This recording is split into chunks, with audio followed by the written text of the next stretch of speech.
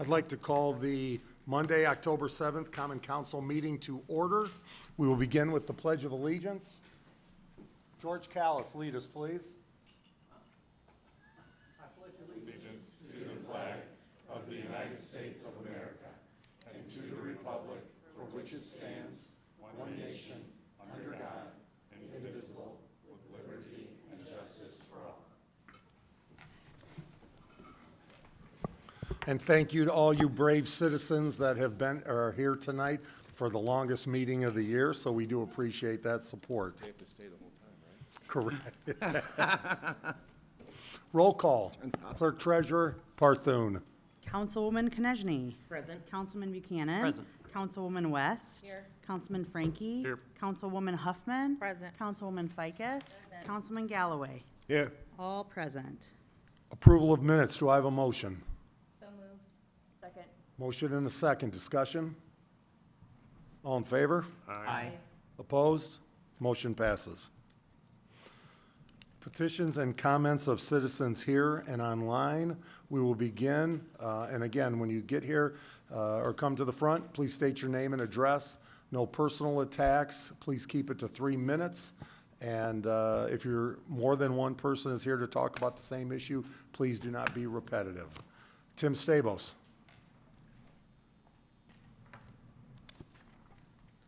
Good evening, Councilman, Mayor, Madam Clerk Treasurer, and Attorney Nick Otis. Briefly, just want to speak about the speed bumps on Weller. I find them extremely annoying and offensive. I believe that 97% of the public does not speed down Weller. They are not appropriate as speed bumps. They are, I was told they're actually parking stops. I don't know if that's true or not, but you pretty much have to almost stop and still have this going on. So I feel that if it's a temporary measure to kind of draw attention to, hey, realize where we are, that's one thing, but they need to come down fairly quickly. Again, I find them offensive, and I think that for the notion that you have 20 minutes essentially, or whatever it is, before school, 20 minutes after, whatever, that someone's going down there at 2 in the morning, or down there at 10 at night, or going down there midday, that you have to deal with those, is inappropriate and an insult. So I appreciate the desire for public safety, but I think we have an issue there. And I would also like to inform you that I today saw someone, when I went down there, go around them. And so you're going to start to have that, which is going to create public safety issues. So it's one thing to draw attention over a short period of time, but please, if it's a board of works, perhaps, and not a council that this happened, I was told, please don't have it last a long time, because the rest of us who are not scofflaws are severely inconvenienced. Thank you for your consideration. Thank you. And we won't Q&A, but just as a reminder to the council and to Mr. Stabos, I mean, an insult, I would say, is an unnecessary charge, because we have 300 kids at Riley. The superintendent schools called a week ago Friday and said, we just almost had our school crossing guard almost hit again. If you watch the traffic, and I assume Mr. Stabos has watched the traffic like we have, like Chief Buell has, we can't pull people over 24/7. But when people are turning off Pine Lake, they are speeding up into that stop sign on the hill. And the ones that he is talking about were put in on that Friday, a week ago Friday, because that's what was in inventory, until the new ones came in. The new ones are in. You can travel over those at no more than 10 miles per hour. But our goal, and I would take it to the Traffic Commission if you'd like those removed, but I will tell you this. If we save one child's life from injury or else other, I think personally it was worth it. It was my decision, because we've had several close calls, and the public and the schools were asking for some help. Okay, I know it's not a question and answer, but last year, we actually had this brought to us at the Traffic Commission, and Mike Fraze put up rumble strips, put up signs to watch speed, and almost had a child hit last year. So I agree that something needs to be done, and if it saves one child right now, Absolutely. And we have not heard anything from them. And these are the same ones that are put up leading into Beechwood. the height, even actually higher at Beechwood than they are on Weller. Yeah, and they've been at Beechwood for, I think, 3 seasons now. Even though I've been on the council for 9 months, it was mentioned that if they're there because of me, but I was not even in the realm of on the council when they were put in, and they do slow traffic. People know that they're there and they slow traffic, so. George Callis. And just as a reminder, the new ones are in, and you can travel over those. You do not have to come to a stop, and it's 10 miles or less. George, welcome. You sure? George Callis, Tornado Drive. And last week, I sat down with the mayor, Councilman Konieczny, and I had a complaint session and a suggestion session. So we're gonna do something a little bit different tonight. You better record this, because this ain't gonna happen very often. Afterwards, I took the puppy down to Unity Park in Teledyne and walked the whole thing with him.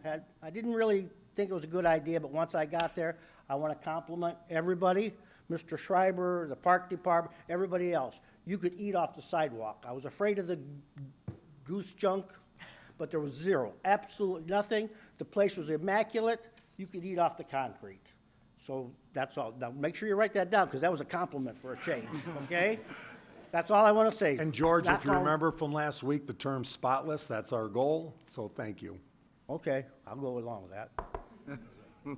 And I'd also like to thank George, because during that time, he also was focused on the financial responsibility. And if you haven't heard, with so many other issues happening with local governments, Courtney Parthune was given the top grade, the city, but it was given the top grade possible, being fiscally responsible and with taxpayer dollars. So congratulations.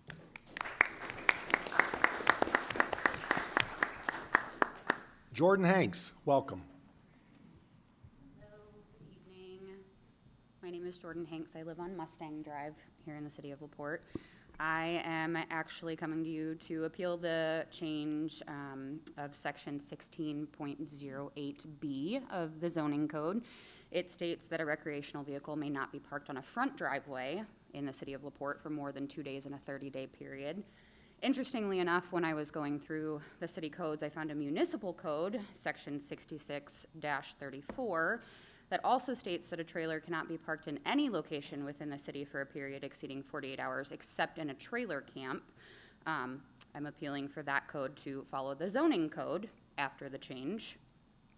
There's not really a clear and concise reason on why a camper or recreational vehicle can't be parked in an owner's front driveway.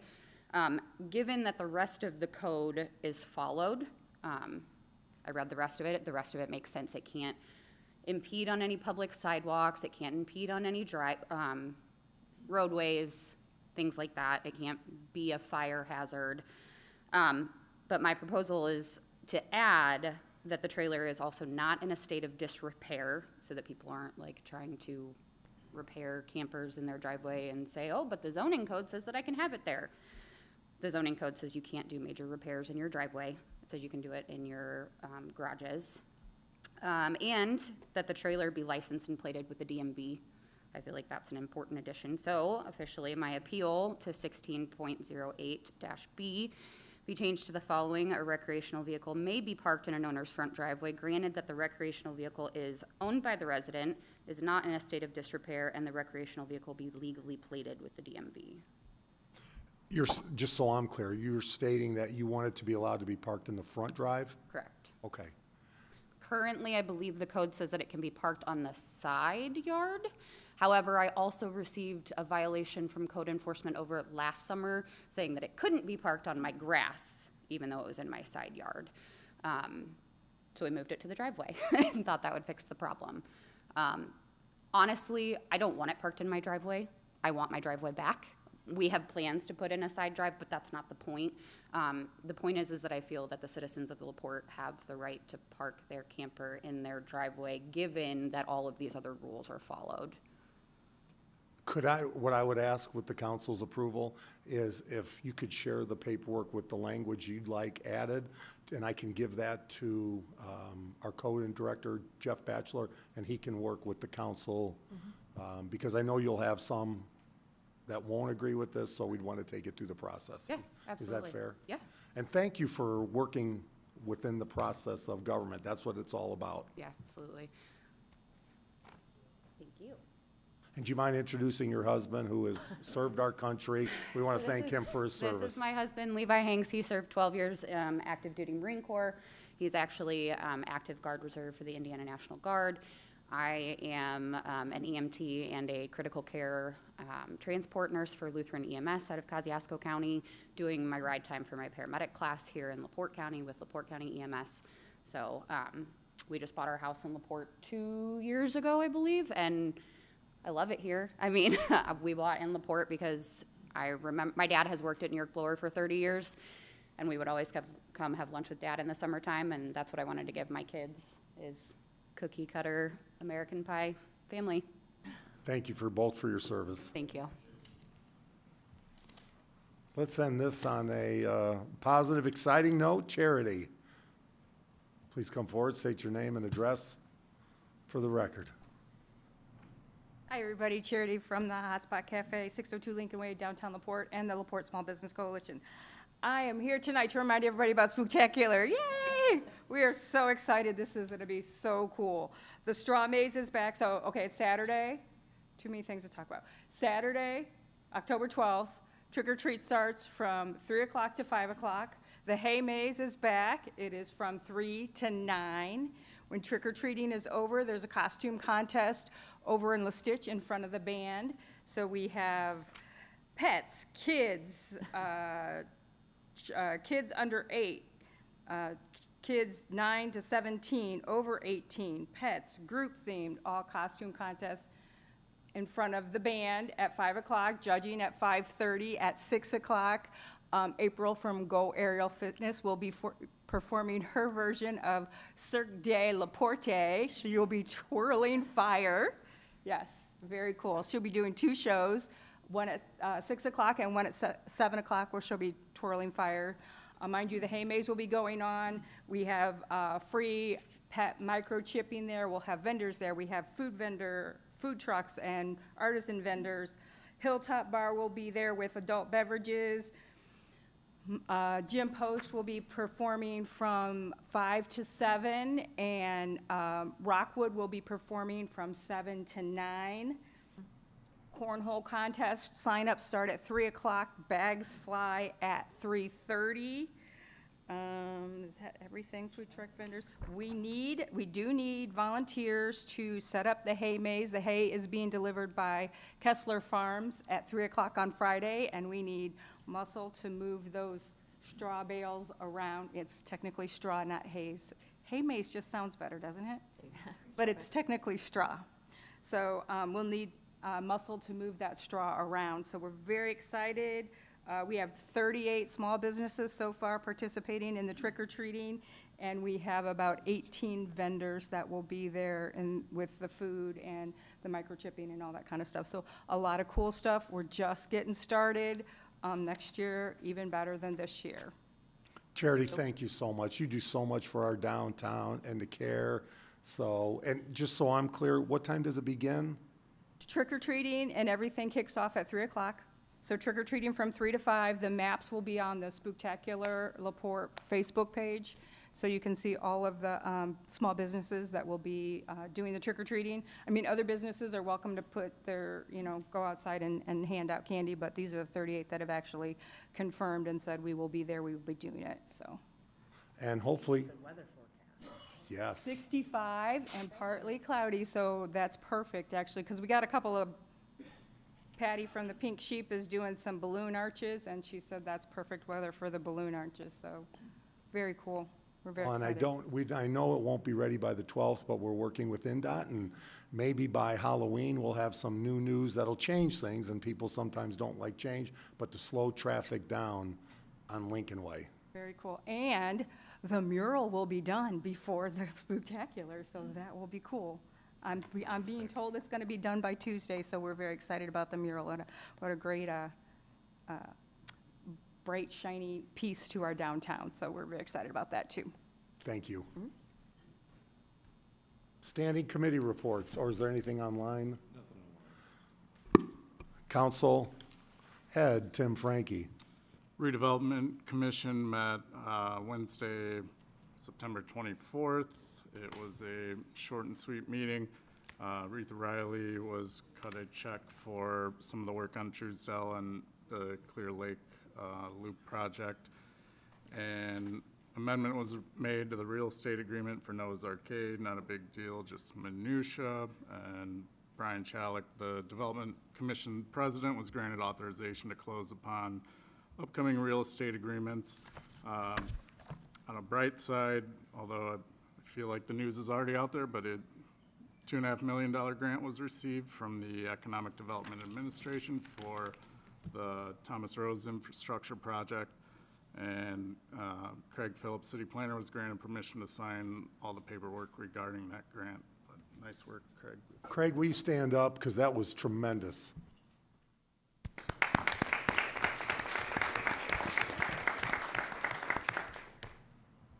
And Craig also saved us 20% on some quiet zone work. So Excellent. keep it up. Councilwoman Huffman. I do not have anything to report this evening. Councilwoman Ficus. Park Board will be meeting on Wednesday, October 16th, and the next Traffic Commission meeting is scheduled for Tuesday, November 12th. This meeting is 1 week later than normal due to Election Day on the 5th. Councilman Galloway. Police Merit Commission will meet tomorrow, 2 o'clock at the Police Department. And the Mayor's Veterans Committee will meet next Monday, the 14th, 5 o'clock at the Park Department.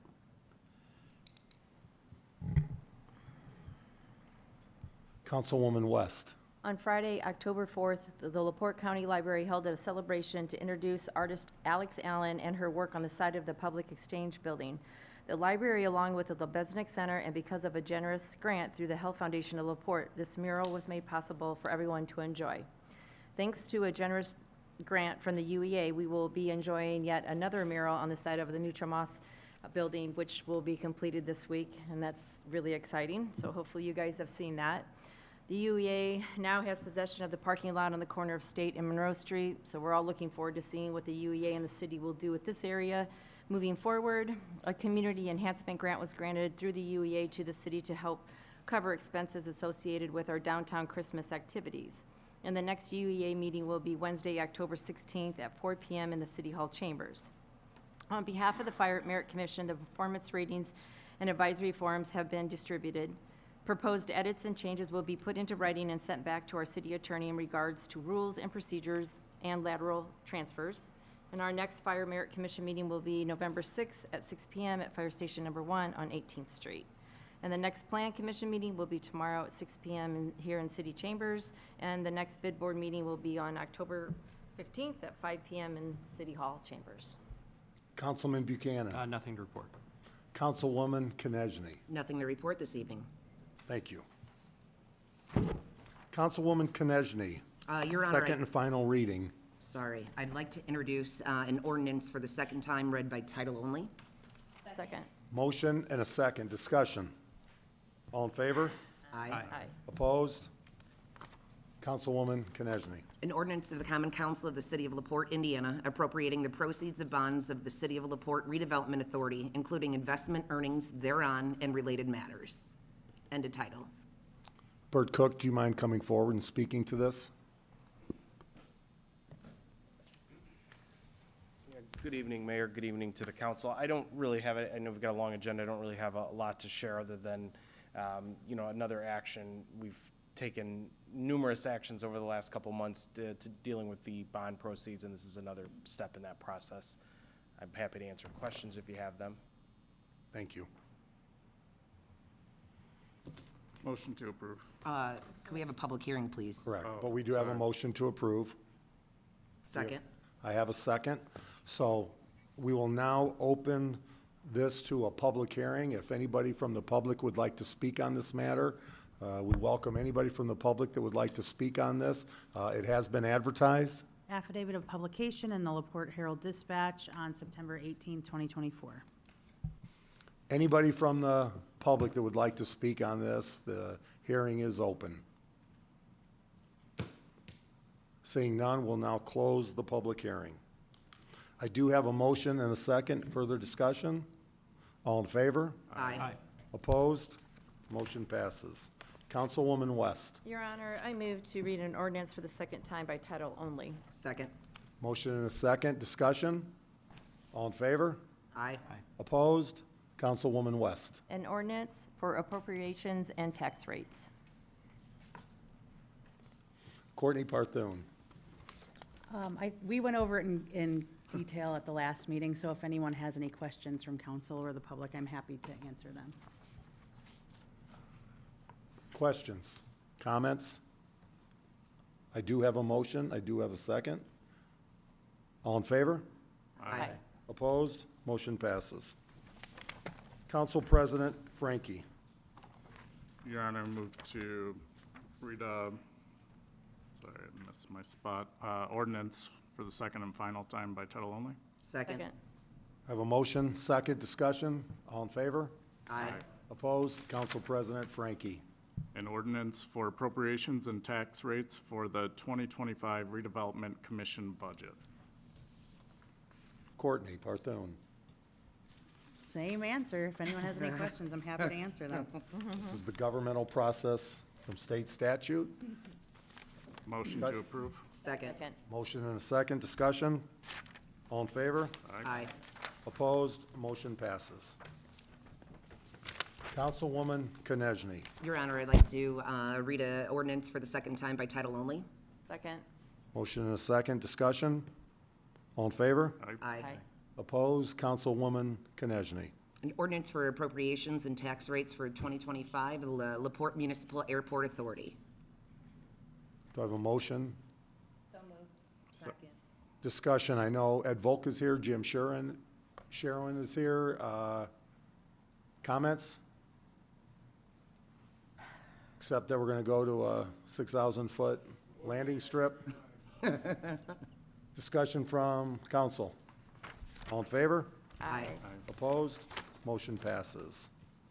Councilman Buchanan, introduction of an ordinance. Your Honor, I'd like to introduce an ordinance read in its entirety for the first time. Motion and a second, discussion. All in favor? Aye. Opposed? Councilman Buchanan. An ordinance establishing bulk water rates in the city of LaPorte. Whereas pursuant to Indiana Code 8-1.5, the Act, the city of LaPorte, LaPorte County, Indiana, owns, operates, manages, and controls a water system. Whereas the Common Council now finds that the existing rates and charges for use of and services rendered by the water utility of said city are too low and not adequate to provide sufficient funds to maintain the utility property in a sound physical and financial condition to render adequate and efficient service and to service outstanding revenue bonds. And whereas Indiana Code 8-1.5-3-8C requires that all rates be reasonable and charges for services must produce sufficient revenue to pay maintenance costs, operating charges, upkeep, repairs, depreciation, interest charges on bonds or other obligations, provide for a sinking fund, provide for debt service reserve for bonds or other obligations, provide for payment of any lease, provide money for adequate working capital, provide money for making extensions and replacement to the extent not provided for through depreciation, and provide money for the payment of taxes that may be assessed against the utility. All rates and charges must produce an income sufficient to maintain the utility property in sound physical and financial condition to render adequate and efficient service. And whereas the Common Council of the City of LaPorte now determines that the rate and charges for the use of and services rendered by the municipally owned water utility should be sufficient to include a reasonable return on the utility plant in service, should include an amount sufficient to compensate for the city for taxes which would otherwise be due to the city, and which would be paid on the utility property in service where it privately owned. And whereas there is a need to provide an ongoing capital improvement and maintenance program within the LaPorte water utility. And whereas the city's existing schedule of rates and charges for services contains a new custom tapping fee and system development charge as more particularly described in prior ordinances of the Common Council to be paid by new customers of the water system. And whereas existing customers have, through rates and charges, paid for the capital costs of the water system. And whereas it is necessary and advisable for new customers to pay upon connection a fee by which they can pay their proportionate share paid by or on behalf of existing customers so as to finance further improvements and extensions to the water system and other lawful revenue requirements. And whereas the Common Council of the City of LaPorte, Indiana hereby determines that the following water rates and charges are in the best interests of public served by the water utility. Now, therefore, be it ordained by the Common Council of the City of LaPorte, Indiana, Section 1, that the following schedules of rates and charges are hereby adopted and approved and are in best interest in public served by the City of LaPorte, Indiana. See attached Exhibit A. Section 2, the pursuant Indiana Code 8-1.5-3-8.1, a public hearing on rates and charges is now scheduled for today at 6 p.m. at the LaPorte Council Chambers, 801 Michigan Avenue, LaPorte, Indiana. The clerk treasurer will provide notice of such hearing pursuant to the statute and will make all documents concerning such rate increases with the need for such rate increases available for inspection at the office of the clerk treasurer. Section 3, all ordinances and parts of ordinances in conflict herewith are hereby repealed. Section 4, that the ordinance shall be in full force from the effect from and after its passage and signing by the mayor, and that today shall be the effective date, or it'll be next meeting, will be the effective date for the implementation of rates contained herein. End of ordinance. Nick Otis. Thank you. So, the city went through a significant upgrade on how we handle bulk water rates. So this is not applicable to residents. It's specific to commercial customers who purchase bulk water from the city. Tim Warner could not be here tonight, but essentially the types of customers that would take advantage of this are the one that most people are familiar with are like pool companies that are going to, fill up a tanker truck of water for your pool, or boring companies, not not fun, but like boring into the ground companies. Reith Riley might be one, for example, as well. We have a very nice system that's set up to handle payment on site for this. It also will help with our water audit to more accurately reflect purchases of bulk water as well. So it was a significant upgrade. I know Tim is very excited about having it. It's like an ATM machine for water, he explains it. Right, exactly. It's Courtney mentions it, effectively an ATM machine where they can pay right there on site. So. And also, I think it's important, not just for this, but all of our water rates, sewer rates. When we took over, we said we have a $100 million infrastructure upgrade needed because we have infrastructure that's 50 to 100 years old. And our water rates, our sewer rates, we're not spending them on other things other than going back into the ground and upgrading our infrastructure. It began with Monroe Manor. We're doing the letter and number streets. We have a lot of work to do, but we're doing it. And while our rates still stay below the state average, we could have the lowest rates around and not do any infrastructure, and then continue to see the backups, the issues that we have, not related to bulk water, but related to residential. And so all the dollars go in, you'll see capital. Those were those dollars, the majority of them go to. So it's important for the residents to know we're upgrading, we hear you, and we're upgrading the infrastructure everywhere.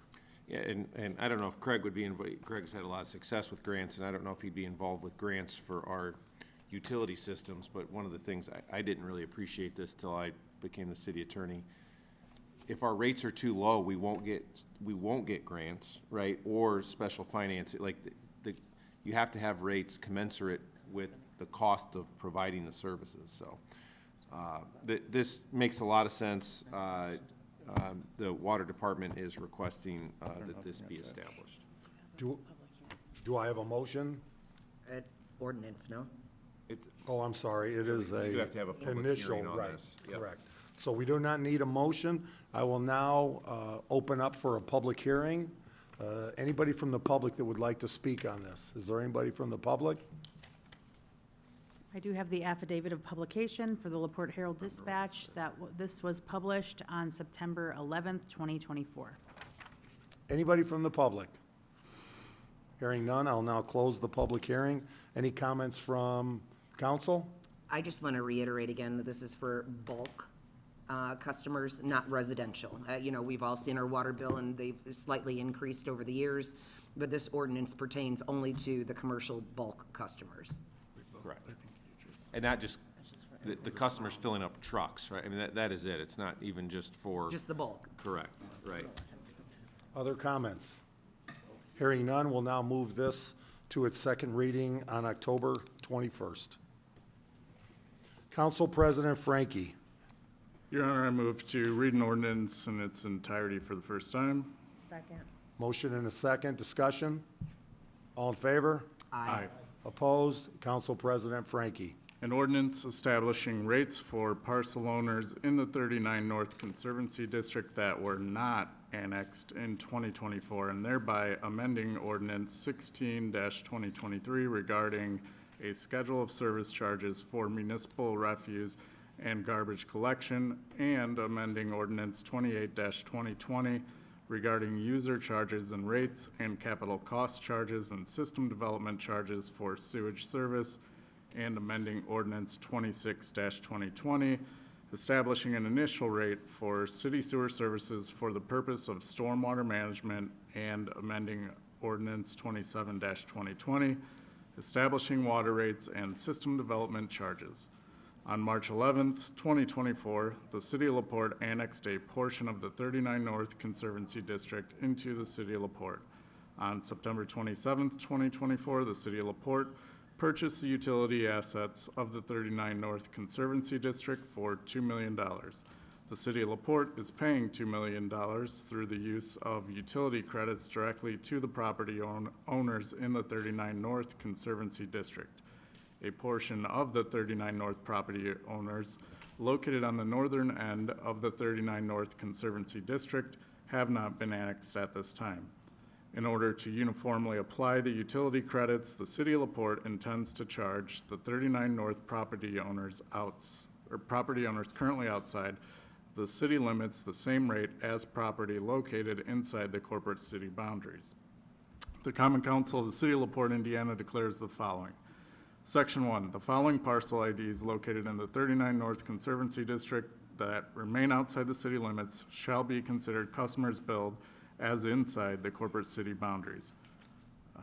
Section 2, the parcels identified in Exhibit A shall be considered inside the corporate boundaries for the following utility ordinances. Ordinance number 27-2020, an ordinance establishing water rates and charge and system development charges for water service in the City of LaPorte.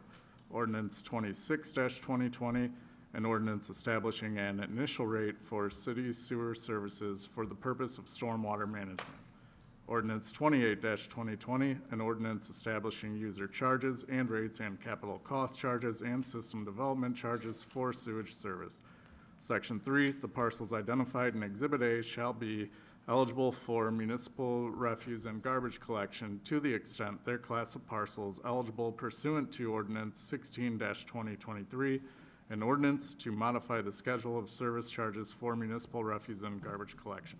Section 4, that pursuant to Indiana Code, Section 8-1.5-3-8.1, a public hearing on rates and charges is now scheduled for the 7th day of October 2024 at 6 p.m. at the LaPorte Council Chambers, 801 Michigan Ave, LaPorte, Indiana.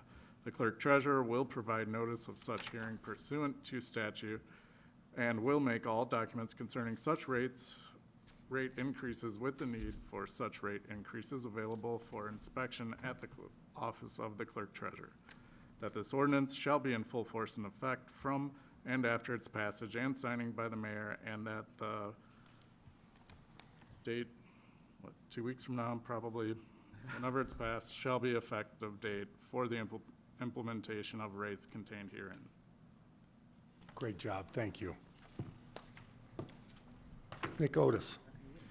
Thank you. So, as the ordinance referenced, the city purchased the 39 North Conservancy District assets, in fact, closed on that a few weeks ago, and also annexed a significant portion of 39 North, but has not annexed all of it yet, so we still have 39 residents and property owners in 39 North who are not yet in the city.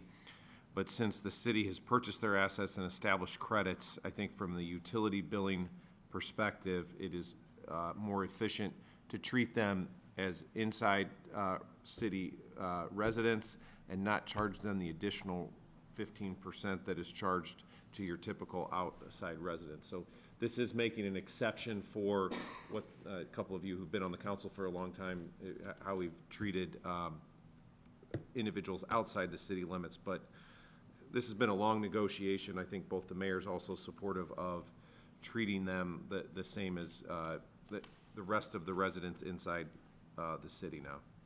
And I want to thank Nick Otis, Bert Cook, and Craig Phillips, who led the charge here. Thank you.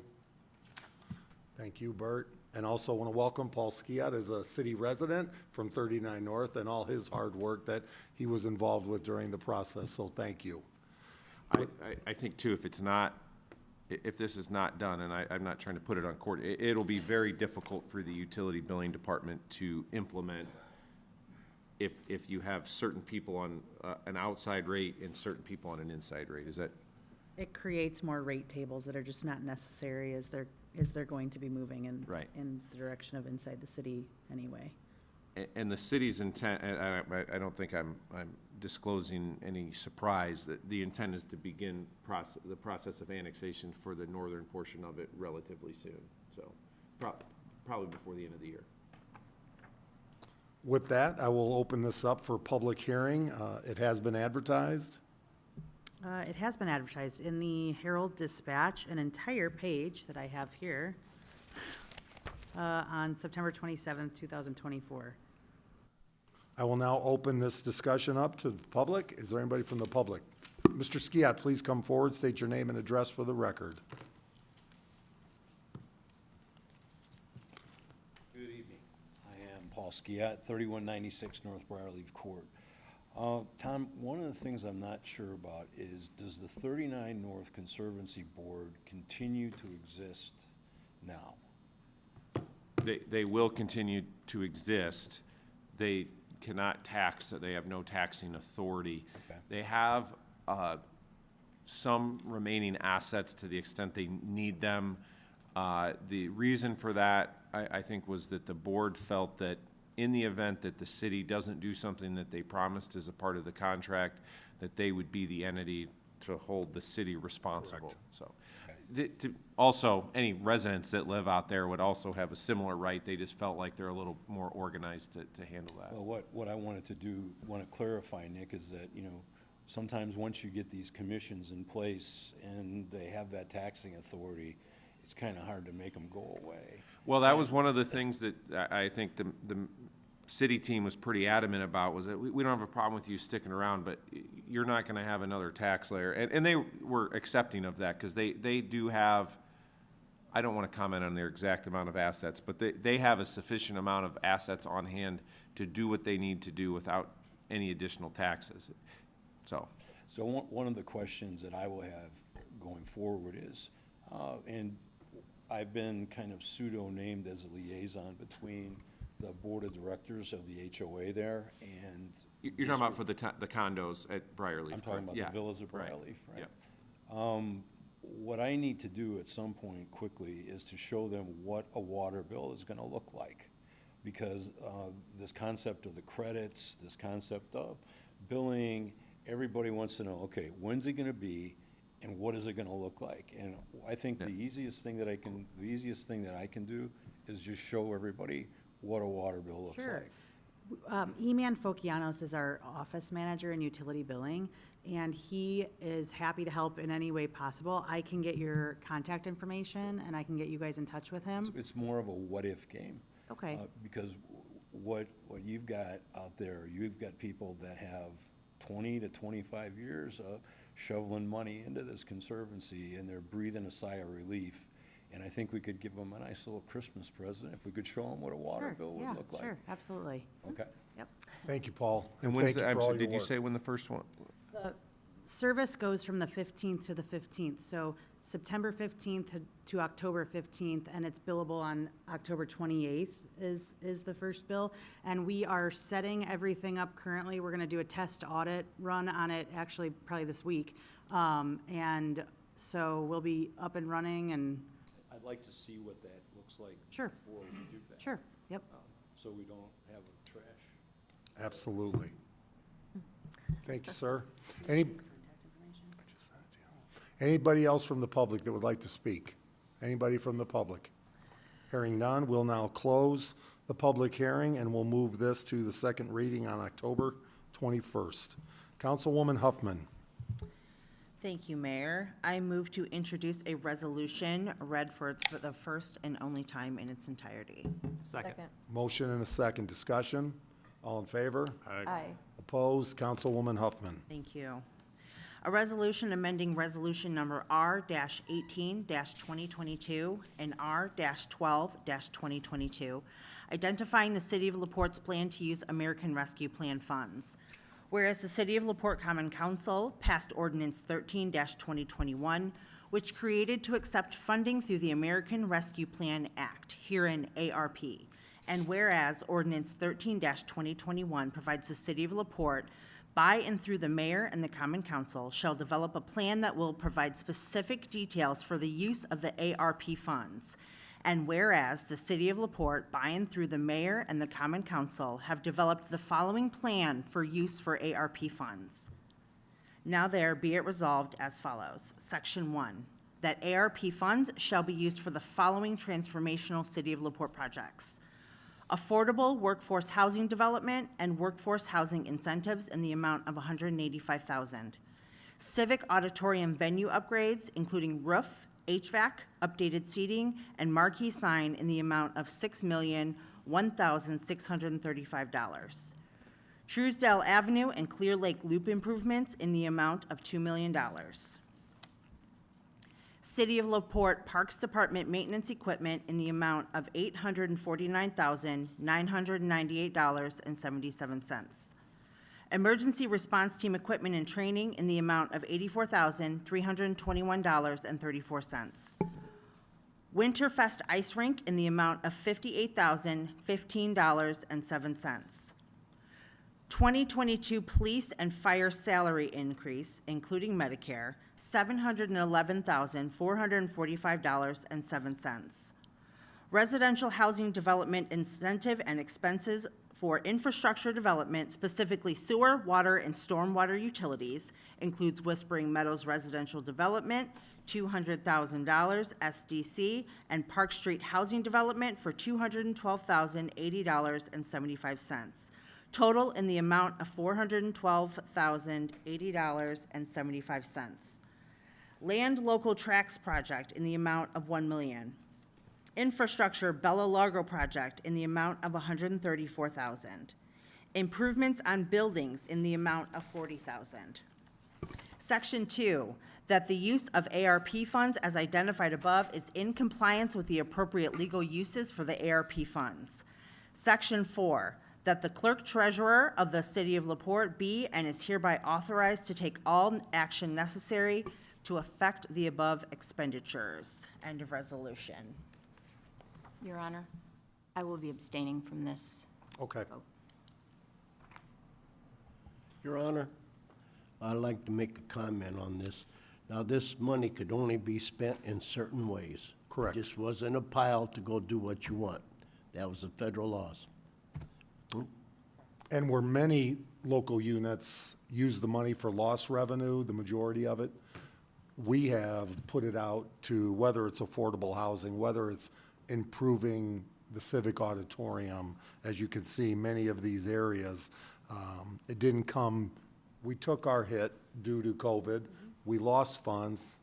We were accountable and we lived within our means, but made sure that these funds were not a slush fund to build our budget or to use them for our budget, but to put out there to improve the community. And this is kind of a spending plan that the federal government requires that we put forth. So this is the third amendment of it, so you can see that as projects change, as the cost of, some of the cost of the completed projects went down, and we want to move that money into a different line item so that we can make sure and use all of the funds that we were awarded. And the federal government requirements had Courtney Parthun and her team changing many a time, and great shout out to her to make sure that everything was accounted for, everything was done to follow their request. So with that, do I have a motion to approve? So moved. Second. Motion and a second. Further discussion. Mayor, I would point out, because each time we spend this money, I have to do a legal opinion pursuant to the federal law that our spending complies with both our, this resolution and with the federal law regarding the uses. The uses are very broad, and I think that the mayor correctly points out, you could almost come up with a justification for any one of them. I think that for any expense that you want to use it for, I think that the Such four. as speed bumps? We did not use it for speed, speed bumps. But there are four buckets in which you could use the money, to respond to the public health emergency and its economic impacts, to replace lost government revenue, to respond to workers performing essential work, and a fourth one, to invest in water, sewer, and broadband infrastructure. And I think very clearly all of the uses identified here fall into one of those categories. And the first 7 bullet points are completed projects already. We've reported on them quarterly to the federal government. We are amending the last 3 items and kind of shoring up some amounts in some of the completed projects, so. Is all of this money now spoken for at least? I know not spent, but There are a few line items that we're waiting on, like the technical term of obligated for. We have to have the funds obligated by December 31st, 2024. It doesn't have to be spent by then, but it has to be obligated by contract, so. okay. Use it or lose it. Further comments? I do have a motion and a second. All in favor? Aye. Opposed? Motion passes. Councilman Galloway, introduction of an ordinance. Your Honor, I'd like to introduce an ordinance. Second. Motion and a second. Discussion? All in favor? Aye. Opposed? Councilman Galloway. Additional appropriations for ARP, Coronavirus Local Fiscal Recovery Fund, Fund Number 2401. Whereas it has been determined that it's now necessary to appropriate more money than was appropriated in the annual budget. Now therefore, Section 1, be it resolved by the Common Council of the City of LaPorte, LaPorte County, Indiana, that for the expenses of the taxing unit, the following additional sums of money are hereby appropriated out of the fund named and for the purposes specified, subject to the laws governing the same. ARP Coronavirus Local Fiscal Recovery Fund, 2401-000-411, Land Local Tracks Project. Amount requested $1 million, amount approved $1 million. 2401-00421, Infrastructure Bella Largo Project. Amount requested $134,000, amount approved $134,000. 2401-000-421.001, Infrastructure Whispering Meadows Residential Development. $200,000 requested, approved $200,000. 2401-000-421-002, Infrastructure Park Street Development. Amount requested $207,719.35. Amount approved $207,719.35. 2401-000-431, Improvement Buildings, Washington Street. Amount requested $40,000. Amount approved $40,000. Total for Fund 2401, $1,581,719.35. and ordinance. Thank you. And as you can see, these projects were previously listed on the last resolution. So in government fashion, many things are repetitive, but I would like to point out the Land Local Tracks project, which is the overpass on the east side of town, the $1 million, which will go to really safety from a perspective and police and fire. When you talk about being able to cross the railroad and get to an accident or get to somebody in need and not be stuck behind one of the 88 trains that cross our community, this will definitely make a difference, and that's on the move. Anything else you'd like to add? We didn't budget for any of the ARP funds that we ever used, so every expense that you'll see was done via additional appropriation at a public meeting. So I just wanted to note that. We do need a public hearing for this, and I've got the, Correct. And have we had it advertised? we had it advertised in the Herald Dispatch on September 20th, 2024. Would anybody from the public like to speak on this? I'm now opening the public hearing. Would anybody like to speak on this? Hearing none, I will now please, state your name and address for the record. Brian Cager, 406 Easton Street. I don't know if this directly applies to the public comment for this. Are you only talking money, or are you talking plans? Either is a part of this. So, because that overpass, and I live on that side of town, that's relatively important, because yes, the 88 trains that are getting longer and longer that pass through our town. And I know all the plans may not be worked out yet, but the streets that are going to be closed off, if you guys could talk about honestly repaving them, since they'll no longer be through streets like Pulaski Street, because it's absolutely horrible. So if we're gonna close off these streets for these people that now have to take a different route to get to Lincoln Way, I'm sure they would be appreciative if at least, because it might be 20 years before you get around to repaving those streets again, if they're gonna have to be rerouted to Park Street. But yeah, like Pulaski Street, it's just patches of patches of patches, so. Thank you. Further public comment? Hearing none, I will close the public comment. And this will move to October 21st, and I will just like to reiterate, Councilwoman Ficus will abstain from this, and she did abstain from the previous resolution. Councilwoman West. Your Honor, I move to read an ordinance for the first time in its entirety. Motion and a second. Discussion. All in favor? Aye. Opposed? Councilwoman West.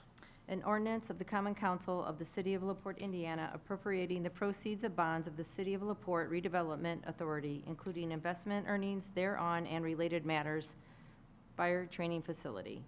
Whereas the City of LaPorte Redevelopment Authority, the authority, proposes to issue its supplemental lease rental revenue bonds, the bonds in a principal amount not to exceed $970,000, and to provide the proceeds of the bonds to the City of LaPorte as additional consideration for the acquisition in 2023 by the authority from the city of certain roads and streets in the city, the real estate, and whereas the city has determined to apply the proceeds from the sale of the real estate to the cost of the acquisition, construction, installation, and equipping of fire training facility and related facilities in or serving the city, together with costs relating to the authority's issuance of the bonds, collectively the project, and whereas the Common Council has found that there are insufficient funds available or provided for in the existing budget and tax levy, which may be applied to the costs of the project, and that an extraordinary emergency exists for the making of the additional appropriation hereinafter set out, and whereas notice of a hearing on said appropriation has been duly given by publication as required by law, and the hearing on said appropriation has been held, at which all taxpayers and other interested persons had an opportunity to appear and express their views as to such appropriation. Now therefore be it ordained by the Common Council of the City of LaPorte, Indiana, as follows. Section 1. There is hereby appropriated a sum not to exceed $970,000 out of the supplemental proceeds from the sale of the real estate together with all investment earnings thereon and any premium paid for the bonds for the purpose of providing funds to pay the cost of the project, including related costs and costs of issuing the bonds. Such appropriation shall be in addition to all appropriations provided for an existing budget and shall continue in effect until the completion of the described purposes. Section 2. The authorized City of LaPorte officials and representatives are hereby authorized, empowered, and directed on behalf of the city to take any other action as required or appropriate to effectuate this ordinance, including the filing of a report of this appropriation with the Indiana Department of Local Government Finance, and any actions heretofore made or taken by and hereby are ratified and approved. Section 3, this ordinance shall take effect and then be in full force and effect from after its adoption. End of ordinance. Thank you, Councilwoman West. Courtney? Okay, Boom. much like agenda item number 7, this is the next step in appropriating bond proceeds. And I did want to note, in 2023, the city approved financing for a new fire truck and the construction of the fire training tower. The current issuance is being done under 2023 approvals. Bonds are being issued by the City of LaPorte Redevelopment Authority to fund the construction of the new fire training tower, and are payable from a pledge of public safety local income tax. And I also wanted to note, and maybe I'm stealing your thunder here, the training tower was delayed. The mayor asked the fire department to find half of the cost of the training tower, and in fact, they did. So this bond from the public safety local income tax is the other portion of what they needed to get. Questions? Comments? This will move to the October 21st meeting. Councilwoman Ficus. Okay, Your Honor, I move to introduce. Your Honor, I move to introduce an ordinance read for the first time in its entirety. Second. Motion and a second. Discussion? All in favor? Aye. Opposed? And Councilwoman Ficus, and I tell everybody this is required to read by statute, so relax and enjoy the ride. And the print couldn't be any smaller, just so everyone knows. Councilwoman Ficus. An ordinance fixing salaries of appointed officers and employees of the City of LaPorte, Indiana for the year 2025. Be it ordained by the Common Council of the City of LaPorte, Indiana. Section 1, that from and after the first day of January 2025, the salary and pay schedules for appointed officers and employees of the City of LaPorte, Indiana be fixed as follows. Salary schedule as presented by Common Council Finance Committee, October 21st, 2024. To the Common Council of the City of LaPorte, Indiana. The Common Council Financial Committee of the City of LaPorte, Indiana hereby fixes the salaries and pay schedule for appointed officers and employees of the City of LaPorte, Indiana, beginning January 1st, 2025. The various divisions of the city shall consist of the following created positions, except as otherwise authorized. Employees herein may receive compensation as set forth or within the respective ranges of amounts set herein. Wages and salary ranges do not specify starting wages or salaries. The starting wage or salary is dependent on qualifications. Mayor, executive assistant, annual $60,000. Clerk treasurer, deputy clerk treasurer, annual $69,000. Part-time deputy clerk treasurer, annual $23,000. Payroll administrator, split with human resources, $27,500. Accounts receivable payable administrator, $55,000. Engineering department, director of engineering, city engineer, $104,749. Assistant director of engineering, assistant city engineer, $77,250. Building inspector, $60,639. Engineering assistant project manager, $50,924. Engineering CDP administrative assistant, split with CDP, $21,538. Board of Works, board member, $7,500. Human Resource Department, Human Resource Director, $84,000. Human Resource Administrative Assistant, $30,000. Payroll administrator, split with clerk treasurer, $27,500. Communications department, communications director, $61,000. Community development and planning, director of community development and planning, $88,000. City planner and ADA coordinator, $56,136. Engineering CDP administrative assistant, split with CDP, $21,538. Information technology, director of information technology, $78,000. Information technology intern, $5,000. Housing and building code enforcement, director, $80,000. Code compliance officer 2, $43,676. Code compliance officer 1, $37,000. Code compliance officer, $36,412. Community development block grant, CDBG grant program manager, $57,826. Park and recreation department, park, superintendent, park and recreation, $80,000. Assistant director, park and recreation $50,890. Director of recreation, $54,650. Office manager, $54,175. Administrative assistant, $42,000. Foreman, hourly rate, $28.17. Assistant foreman, these will all be hourly rates, $24.71. Mechanic, $21.15. Laborer, $20.28. Laborer 2, $19.89. And seasonal employees, minimum wage to $18. ACOA, the senior center supervisor, annual $36,876. The rest of these are hourly. Senior center assistant supervisor, $16.50 per hour. Beechwood, golf course professional, annual $68,000. Golf course director, $65,000. Assistant golf professional, $44,720. Mechanic, $43,992. These will be minimum wage. Beechwood part-time pro shop employees, minimum wage to $16.50. Beechwood temporary employees, minimum wage to $16.50. Civic auditorium non-reverting, civic and events director, annual $68,000. Events coordinator, part-time, 29 hours per week, hourly $22. Administrative assistant, split with fire department, annual $20,798.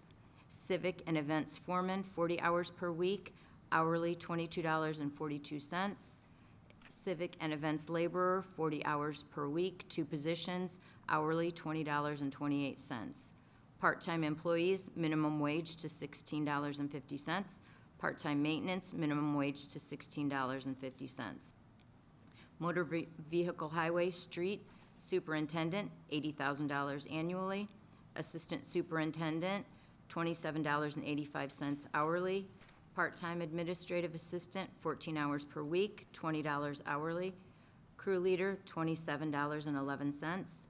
Driver operator, $21.54 to $21.75 hourly, $21.75. Heavy equipment mechanic, $24.16. Heavy equipment operator, $22.37 to $22.59, split with stormwater, $22.59. Laborer, $21.12. Lead heavy equipment mechanic, $27.31. Part-time laborer, 29 hours per week, $17.34. Safety training certification, 40 cents per hour. CDL instructor hourly certification, 60 cents per hour. CDL instructor salary certification, annually $1,250. Department of Transportation, assistant director dispatcher, $40,000 annually. Part-time mechanic, 20 hours per week, $25 per hour. Part-time drivers, $18. Part-time dispatcher, 25 hours per week, hourly $20. Part-time administrative assistant, 14.5 hours per week, $20 per hour. Police, Civil Service, and Fire Merit Commission, commission member, annual salary, $895. Public Safety, Police Department, Chief, annually $85,875. Assistant Chief, $80,875. Captain, $76,875. Sergeant, $73,875. Corporal, $70,875. Specialist, Indiana Code 36-8-1-11, $68,875. Patrolman, $65,875. Probationary officer, $60,875. Civilian police, mental health professional, $65,000 annually. Evidence technician, $63,000. Administrative assistant, $44,946. Police resource specialist, $37,800. Part-time ordinance violation officer, 24 hours per week, $16.50 per hour. Animal control certification, $3,000 annually. Shift differential pay. Each police officer, maximum of 10 officers assigned to duty on the second shift shall be entitled to receive $750, and each police officer, maximum of 10 officers assigned to the third shift shall be entitled to receive $1,000, and each officer assigned duty with the Detective Bureau shall be entitled to $1,000 on an annual basis to be added after longevity and base pay are calculated. K-9 handlers. Police officers currently serving as City of LaPorte Department K-9 handlers shall receive $3,000 on an annual basis to be added after longevity and base pay are calculated at a maximum of 3 officers. Certification pay. Certification pay shall be paid according to the Fraternal Order of Police, Lodge Number 54, an affiliate of the Indiana Fraternal Order of Police Labor Council, Inc., collective bargaining agreement. CHIRP grant. Each officer working with the CHIRP grant shall be paid double time. Certified salary. Pursuant to Indiana Code 36-8-1-11, the certified salary for $2,000 will be calculated at the rate of $68,875 with 14% longevity of $9,642.50 for a total of $78,517.58. Fire Department, Chief, $85,875 annually. Assistant Chief, $80,875. Battalion Chief, $76,875. Inspector, $76,875. Training Officer, $76,875. Mechanic, $76,875. Captain, $73,875. Firefighter Specialist, Indiana Code 36-8-1-11, $68,875. Firefighter, $65,875. Probationary firefighter, $60,875. Civilian fire, administrative assistant, split with civic non-reverting police merit secretary, annually $24,148. Certification pay. Each firefighter who attains certification as a first responder shall receive an amount equal to 1% of his or her basic salary in addition to salary and longevity pay. Each firefighter who attains certification as an emergency medical technician shall receive an amount equal to 2% of his or her basic salary in addition to salary and longevity pay. Each firefighter who attains certification as a paramedic shall receive an annual amount equal to 3% of his or her basic salary in addition to salary and longevity pay. Project Swaddle Franciscan Grant. Each firefighter who works with the Project Swaddle Franciscan Grant will receive pay at $35 an hour for an 8-hour minimum shift. Certified salary. Pursuant to Indiana Code 36-8-1-11, the certified salary for 2025 will be calculated at a rate of $68,875 with 14% longevity of $9,642.50 for a total of $78,517.50. Longevity for public safety officers only. Each police officer and firefighter, excluding civilian employees, shall receive longevity at the following rate. After 3 years, 2% of basic salary or basic hourly. After 6 years, 4% of basic salary or basic hourly. After 9 years, 6% of basic salary or basic hourly. After 12 years, 8% of basic salary or basic hourly. After 15 years, 10% of basic salary or basic hourly. After 18 years, 12% of basic salary or basic hourly. After 20 years, 14% of basic salary or basic hourly. Basic hourly wage means that which the employees receive for 40 hours' work and shall not include overtime or fringe benefits. Longevity increases take effect the first full pay period following the employee's anniversary date of employment. Utilities. Utility office manager, $56,160. Utilities accounting administrator, $49,168. Utilities assistant office manager, $49,168. Utilities office specialist, $41,241. Utility office customer service, $36,956. Sewage department, director, $88,339 annually. Assistant director, $78,253.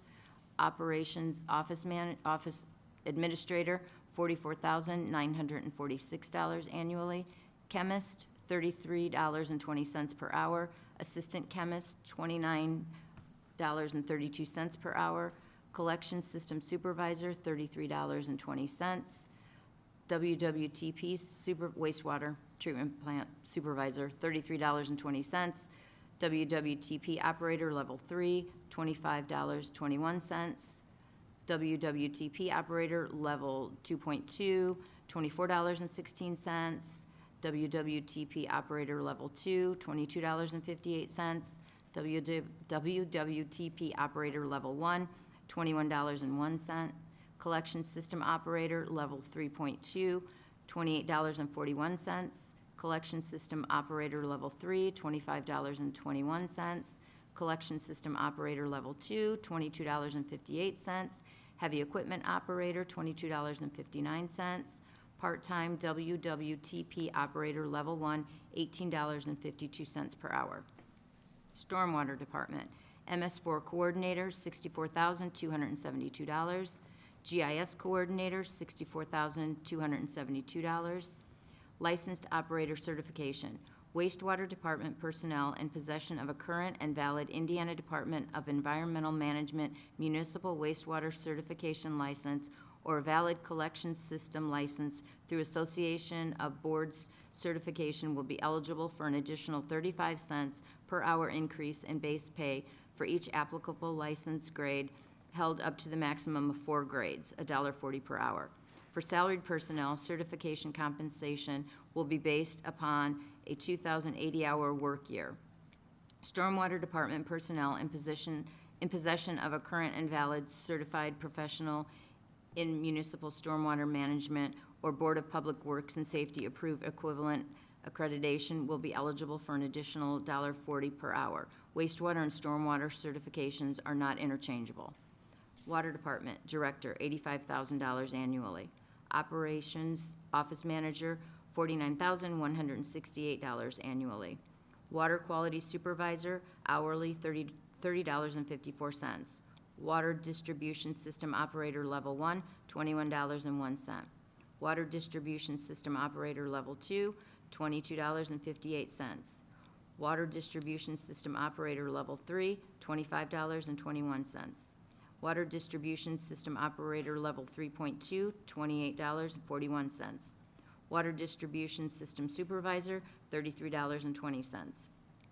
WTP Operator Level 1, $21.01.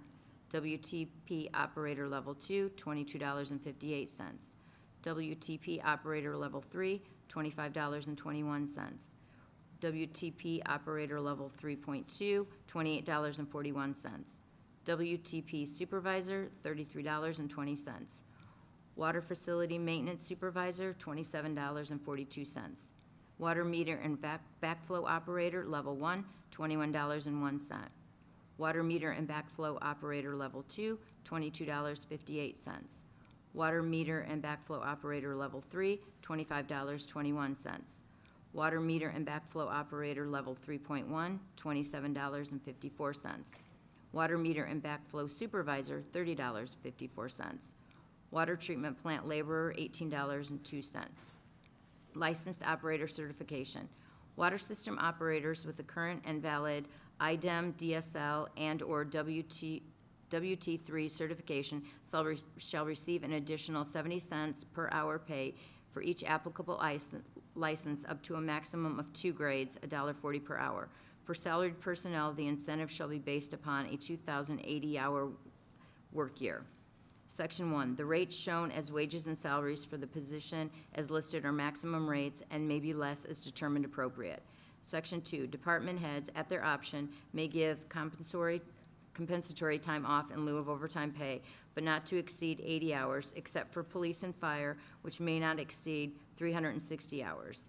Compensatory time off shall be given at the same rate as overtime pay and is required by the Federal Fair Labor Standards Act.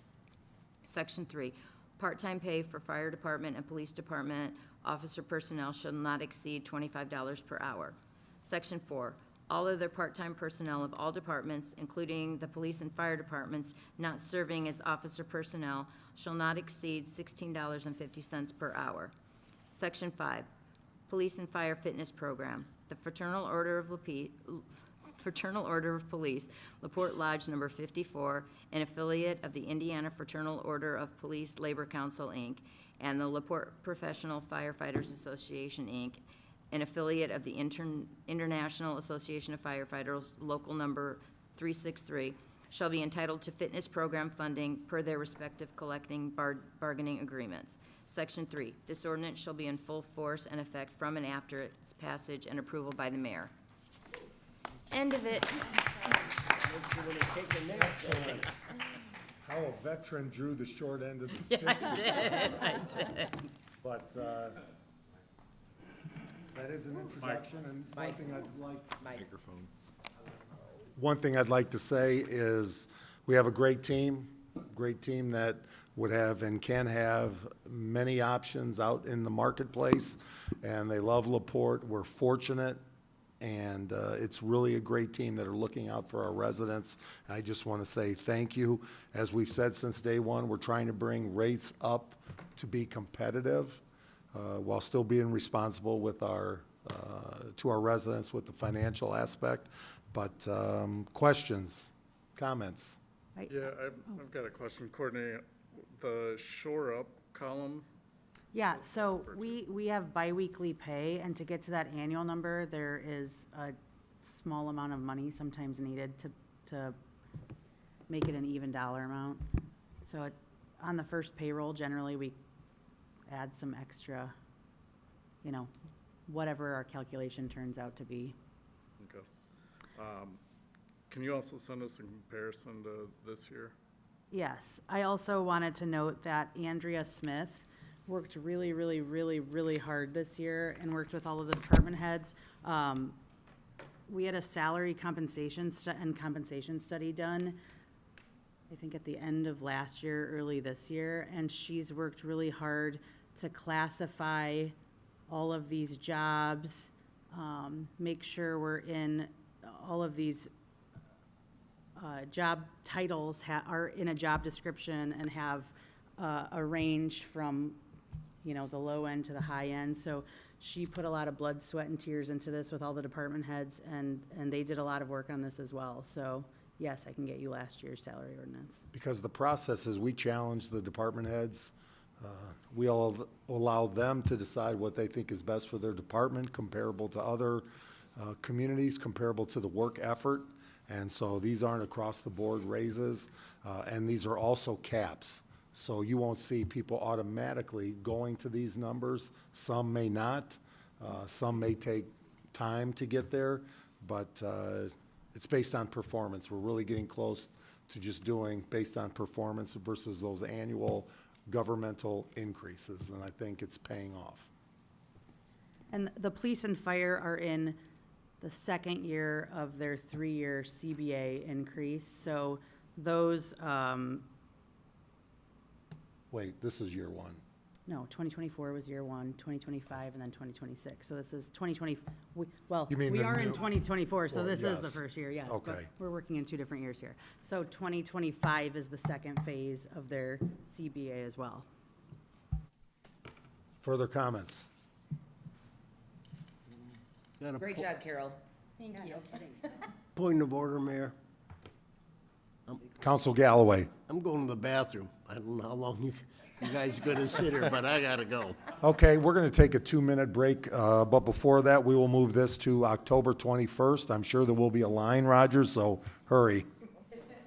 2 minutes, it'll take me 2 minutes to get there.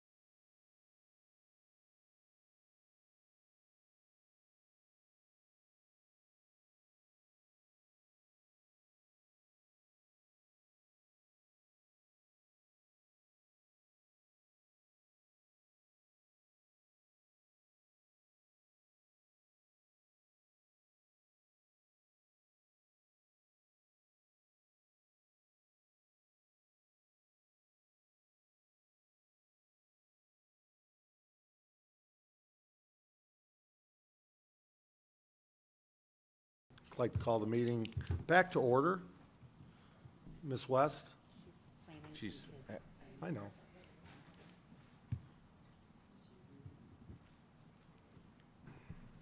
Councilman Buchanan. Your Honor, I move to read an ordinance for the first time in its entirety. Second. Motion and a second. Discussion? All in favor? Aye. Opposed? Councilman Buchanan. An ordinance establishing salaries of elected officials of the City of LaPorte from the general fund for the year 2025. Whereas the City of LaPorte wishes to establish the salaries of all elected officials of the City of LaPorte from the general fund for the term beginning January 1st, 2025. Therefore be it, and it is hereby ordained by the Common Council of the City of LaPorte as follows. Section 1, that the salaries of the elected officials of the City of LaPorte for the year 2025 shall be as follows. Mayor, $84,000. Clerk Treasurer, $84,000. Council members, $12,000. Section 2, the ordinance shall be in effect on and after January 1st, 2025. End of ordinance. So this is an ordinance. Any discussion? And again, these are caps. It's not necessarily that this would go into effect, but these are, again, the caps that could go into effect. For elected officials? Correct. Like I said, the clerk treasurer works extremely hard, I mean, amazing. And you as council members do, and we know that number needs to come up in the future as well. So No, I'm not saying that. I am. I was wondering if by caps, you know, you could take some of my hard-earned money away. If that's what you meant. all salary ordinances are caps. We can only pay up to that. Right. And those Moving caps can on. When I increase hear it. caps, Please. when I hear caps, that alludes to a below the cap. I have children. Hearing no comments, we'll move this to the October 21st meeting. Council President Frankie, introduction of a resolution. Your Honor, I move to introduce a resolution read in its entirety for the first and only time. Second. Motion and a second, discussion. All in favor? Aye. Opposed? Council President Frankie. One moment, just gotta get it up. A resolution approving use of a tax abatement on real and personal property taxes created by the construction of a new industrial space and the equipping of this space.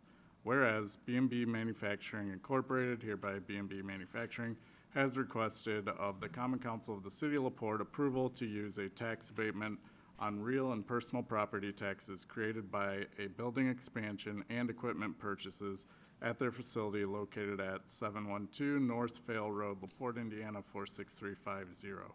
And whereas it is in the public interest that the City of LaPorte avail itself of the Economic Revitalization Area Statement of Benefits provided by Indiana Code Section 6-1.1-12.1-4.5 to stimulate economic growth within the community. And whereas on September 8th, 2024, B&B Manufacturing filed with the city planner, as required, an application for consideration for a statement of benefits. And whereas B&B Manufacturing has filed an economic revitalization area statement of benefits for real and personal property tax deduction for its operation within the city of LaPorte. And whereas B&B Manufacturing agrees to comply with the conditions set forth in resolution number 90-2, section 7. And whereas B&B Manufacturing intends to expand their current building with a 50,440 square foot expansion with an approximate cost of $3,250,000, and the purchase of new manufacturing equipment in the amount of $3,560,000 to equip the new space. These investments will result in the hiring of approximately 13 employees at full production who will make an average of $20 per hour plus benefits, whereas the city planner has prepared a report concerning such deductions. Now, therefore, be resolved by the Common Council of the City of LaPorte as follows. Number one, that the estimate of 13 for the number of jobs to be created can be reasonably be expected to result from the proposed personal property improvements. Number two, that the estimate of $540,800 for annual salaries of the jobs to be created can reasonably be expected to result from the proposed expansion. Number three, that the estimate of the value of the building expansion, $3,250,000, is reasonable for a project of this nature. Number four, that the estimate of the value of the new manufacturing equipment, $3,560,000, is reasonable for a project of this nature. Number five, that the totality of benefits is sufficient to justify the deductions. Number six, that the real property deduction and the personal property deduction outlined above be implemented for a period of 5 years, respectively following the attached abatement schedule outlined below. Number seven, that Mayor Thomas Dermody is hereby authorized to approve the statement of benefits submitted on behalf of B&B Manufacturing. End resolution. So normally we would have Bert Cook, Craig Phillips, but I think we need a little more expertise on this, a little more Yeah. professionalism. Eric Nelson from LEAP, if you don't mind bringing this forward. Good evening, Mayor. Good evening, Council. You guys made me stew a little bit before coming up here. State your name for the record, Sorry, please. Eric Nelson with the LaPorte Economic Advancement Partnership. Council President Frankie laid it out pretty well, but just a quick recap. B&B has operated within the city of LaPorte for many years, has been a great partner of the city, and a great employer for community residents, and they've come to a point where they are ready to expand, so that's why we're here today. As you mentioned, they're looking to add on to their current facility at Fail Road, approximately 50,000 square feet. They estimate that that investment will be about $3.2 million in real property and the construction of the building addition. In addition to that, about $3.5 million in equipment to fill the space. Again, as you mentioned, they currently have 105 employees. This will bring 13 new full-time positions at an average wage of $20 per hour, excluding benefits. It would be our recommendation for the council to consider, again, as Mr. Frankie mentioned, tax abatement for both the real property and personal property at a term of 5 years, at a static 50% savings for each of those 5 years for both the real and personal property. I think that's covered most of it. If you guys have any questions for me, I'd be happy to attempt to answer them. Bert is also here, and we also have President of B&B Manufacturing, Rick Talbert, who's here with us today, if you guys have any questions for him.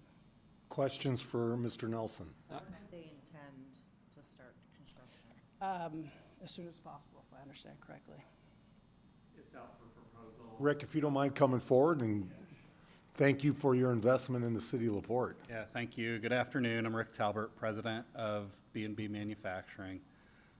So the question was, when do we plan to move forward? And at this point, we are out for proposal with two major contractors that are in LaPorte. Questions for either? I think, Eric, when I was talking to Eric previously, it was important to note that at a previous time, they received an abatement and successfully fulfilled that, and it's nice now to see another expansion coming on, and so thank you for that. Thank you. Further comments?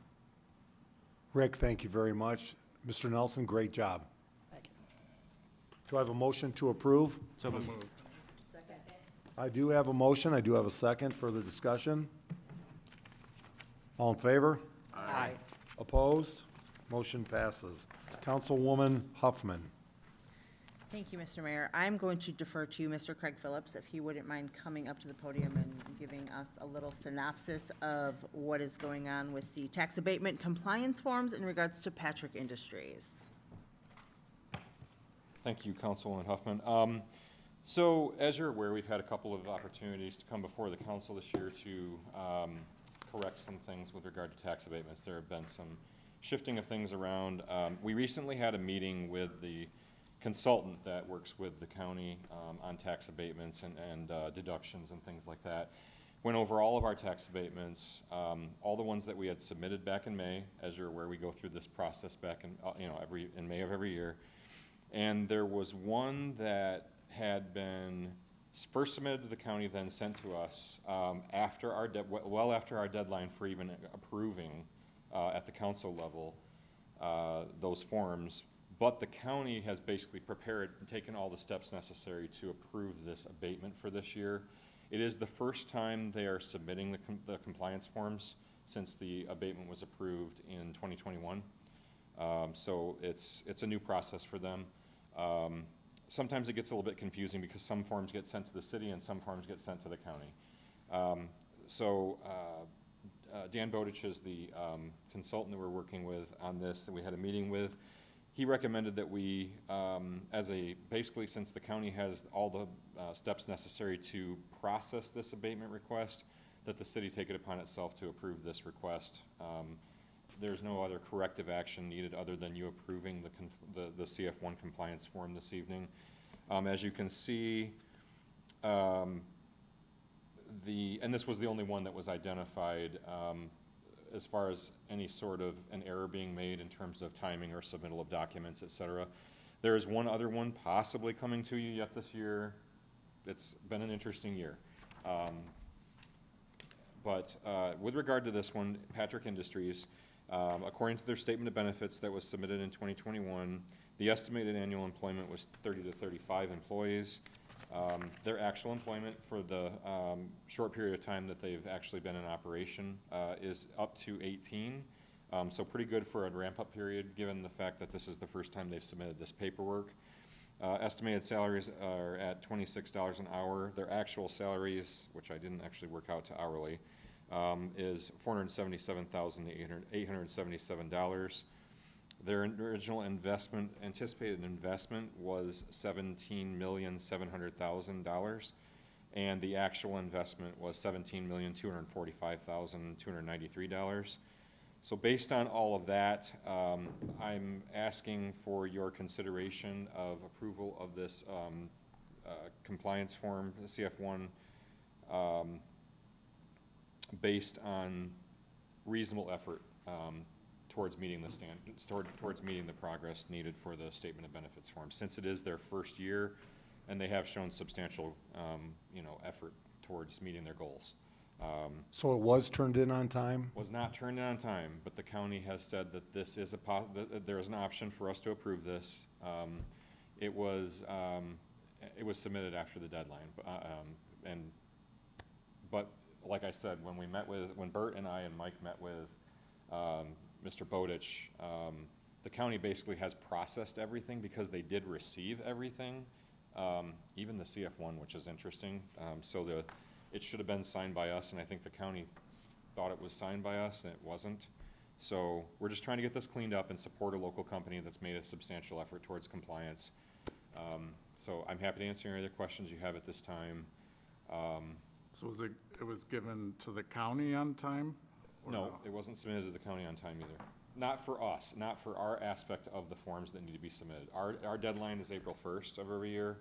This was received after, I believe it was May 20th. Was it May 9th? I'm sorry. Did I reference? It was the middle of May. So it was not submitted on time. So the auditor's office did receive it on time?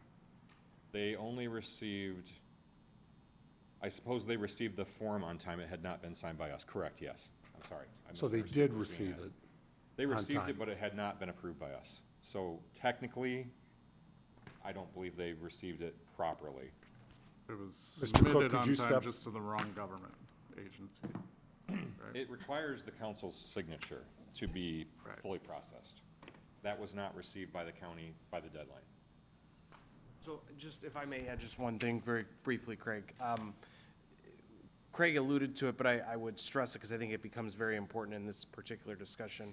We appreciate the work that's been done, Dan Bowditch, working on behalf of the auditor's office. We've had a series of, I've been in front of you, and I know Craig has as well. We've had a series of issues this particular year as it pertains to tax abatement. So I think the fact that that this was another sort of issue that popped up, it points to maybe we could do better communicating and getting questions answered and making sure that everyone is aware of what the expectation is and what timelines look like and how they get answers to questions that maybe weren't, that they have throughout the process. I think there was a short period of time where maybe that consultant wasn't involved with the auditor's office, but is now re-involved. We've got a long history of working with Dan and his team. So I think we're comfortable that moving forward, we've got some of these issues. But many of them were turned in on time that we've had these issues with. Well, there's been issues with timing, but also the calculations and confusion. Because it's very annoying and offensive that this continues to happen. I just want to make sure this is it, at the county level, There's possibly one more. with the auditor's office. It is very annoying. I mean, one could argue it's more offensive than speed bumps. Craig, you can have the microphone again. So with that, questions for Mr. Phillips? So you're recommending us to approve this with watching it for the future to make sure all. I believe what happened here is that the company submitted all the paperwork to the county thinking that they met the deadline overall, because the deadline for submitting to the county of them receiving our signed form is May 15th by statute. It was received, I believe it was the 9th, I think. So May 9th was when the county received it. I believe they thought they were in compliance. We will make sure that we communicate, just like we do with all the other companies that we've approved. They'll receive the same notification and reminder of the April 1st deadline. And I often make sure that I follow up, and Bert and I have worked very closely with following up with some of our entities that haven't submitted paperwork. Do you intend to? Are you going to? You know, we've had that happen, and a couple of them just didn't submit paperwork, or they're eligible for either a tax abatement or an enterprise zone deduction, and they can't take both, so they have to determine which one they're going to take. So there's often communication about what is happening with regard to these forms. So do you need a motion? I do need a. Do I have a motion to approve? So moved. Further discussion? Yeah, before we vote, I'm fairly certain it works this way, but just for clarity's sake, now that this is the first one started, the clock starts now on the allotted time frame of the abatement. Correct. The number of years they're allowed, correct. And this one was 10-year? I believe it was a 10-year, yes. Okay. Further discussion? I do have a motion and a second. All in favor? Aye. Opposed? Motion passes. Thank you. Councilman Galloway, public hearing and introduction of a resolution. Your Honor, I'd like to read introduce a resolution for the first and only time. Second. Motion and a second. Discussion? All in favor? Aye. Opposed? Councilman Galloway. Resolution for an additional appropriation for the DEA Asset Forfeiture Fund, Fund number 2445, ATF Asset Forfeiture Fund, Fund number 2446, FBI Asset Forfeiture Fund, Fund number 2447, and LaPorte Strategic Planning Fund, Fund number 2505. 2025 budget presentation. Mayor Dermody presented the 2025 budgets outlining 2025 budget challenges, 2025 budget priorities, including continual fiscal responsibility, fulfilling commitments of infrastructure improvements, and winning the war on. Councilman Galloway, I think we have, here's the resolution. My apologies. Yeah, it's the same thing. Interesting, isn't it? Yeah, it is. Just this, whereas. I don't know what happened there. Maybe I'll have another point of My order and I'll run to apologies. the can again, huh? Okay. My apologies. Go ahead. Whereas it has been determined that it's now necessary to appropriate more money than was appropriated in the annual budget. Reading the right thing.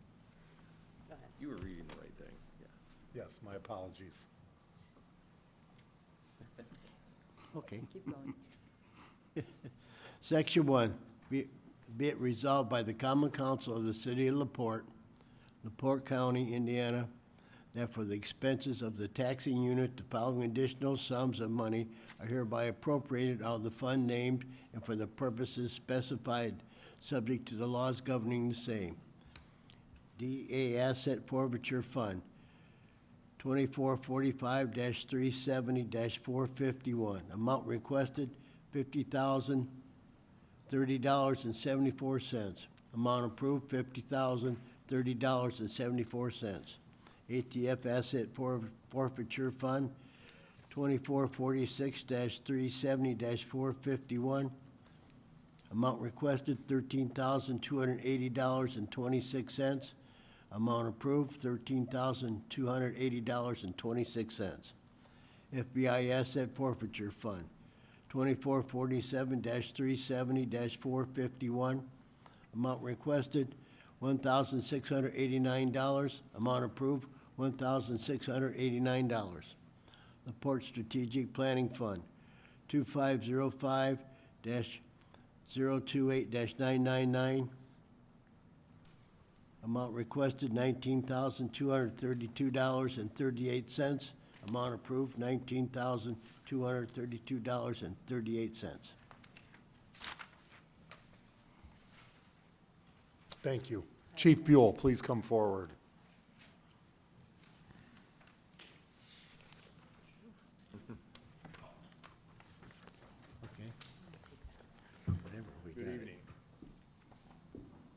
Good evening. If you'd like to just state your comments here on this resolution. It's late. Here's the one. That money that we're requesting out of our funds, asset forfeiture funds, will go toward the purchase of 3 vehicles, replacing them. It's a portion of it. Questions for Chief Buell? I mean, it's your money, right? Right. And that shows you, as we're going to win the war on drugs, the asset forfeiture money can benefit with all the efforts. Correct.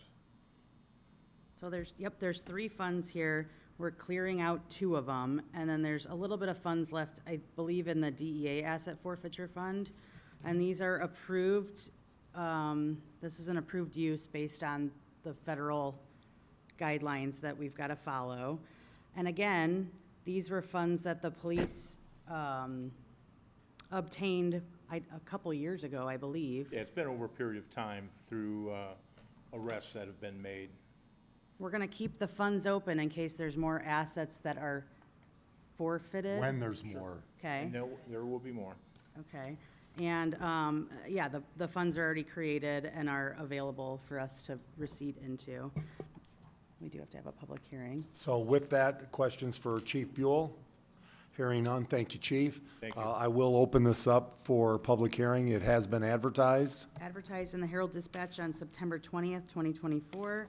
This additional appropriation also includes the LaPorte Strategic Planning Fund as well, that Craig is a part of. I don't know if Mayor, Please. So the $19,232, I believe it is, in the strategic planning fund is intended to be used for a portion of the costs related to the city's current comprehensive plan and transportation plan effort. So we've put together a number of different funding sources, mostly grants, to pay for that effort.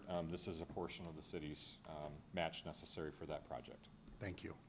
Further public comment. Do I hear anybody who'd like to speak on behalf of the public regarding this? Hearing none, I'll now close the public hearing. Comments from council. Do I have a motion to approve? So moved. Motion and a second. All in favor? Aye. Opposed? Motion passes. Councilwoman Ficus. Your Honor, I move to introduce a resolution read for the first time and only time in its entirety. Motion and a second. Did you say second?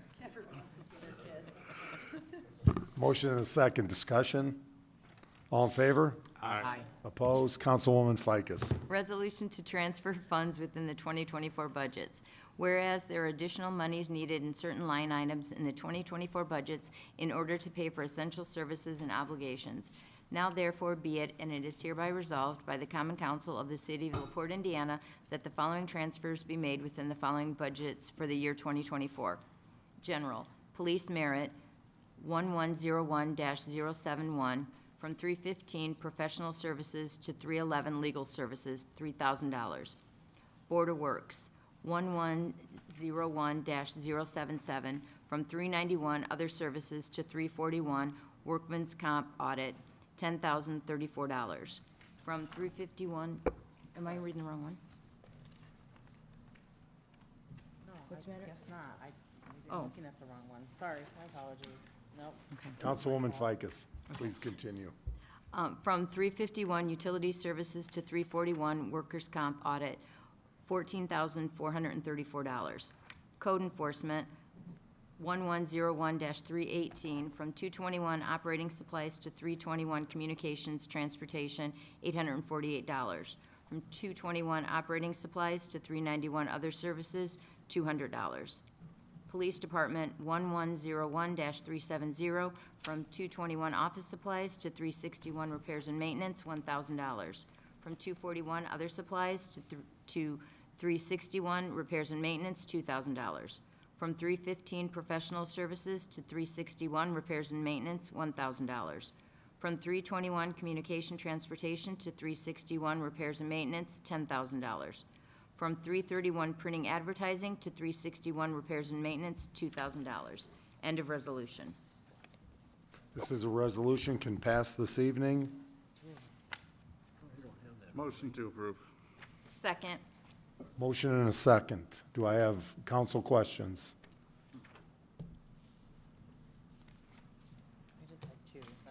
I read the I had an correct one, didn't updated I? one. Sorry, I emailed you guys about it at the end of the day. I had to add an expense from police merit on there.